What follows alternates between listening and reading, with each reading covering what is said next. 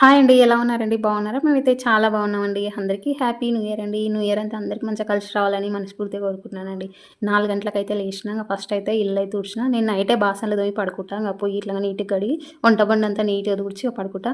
పొద్దున్నే లేసి వంటగదిలోకి పోయినామనుకో ప్రశాంతంగా అనిపిస్తది. మనం తిన్న బాసనలు ప్లేట్లు అన్నీ అట్లా పెట్టినామనుకో పొద్దున్నే లేచిపోయి చూసినామనుకో పనుడుకనే చేయబుద్ది కాదు నాకైతే. అందుకే ఎంత లేట్ అయినా సరే నైట్ పొయ్యి ఇట్లా కడిగి మంచిగా నీట్‌గా బాసనలు తోమి పడుకుంటా.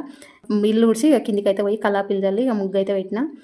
8 అయింది టైం అయితే. పైనకొచ్చి బయట తూడ్చి స్నానానికి పోయి గడపనైతే ఫస్ట్ అయితే పూజించిన. పసుపు కుంకుమ పెట్టి తులసి మానికంగా పూజించి గడప ముంగలైతే ఇట్లా ముగ్గులైతే ఏస్తున్నా.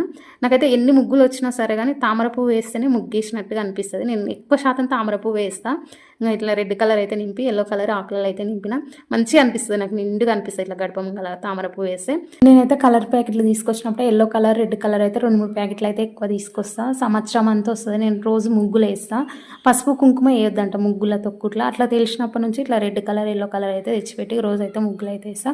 ఫస్ట్ అయితే దేవుళ్ళకైతే అభిషేకం చేసుకొని ఫోటోలు ఇట్లా నీట్‌గా తుడిచి గంధంతోటి, కుంకుమతోటి బొట్లు పెట్టి మా చెట్లకు పూసిన 2 గులాబీ పూలు, అలాగే రిక్కబంతి పూలు అయితే పూసినాయి. స్వామి ఫోటోలకైతే ఇట్లా పెట్టిన. నైవేద్యం అయితే పరవాన్నం అయితే వండిన.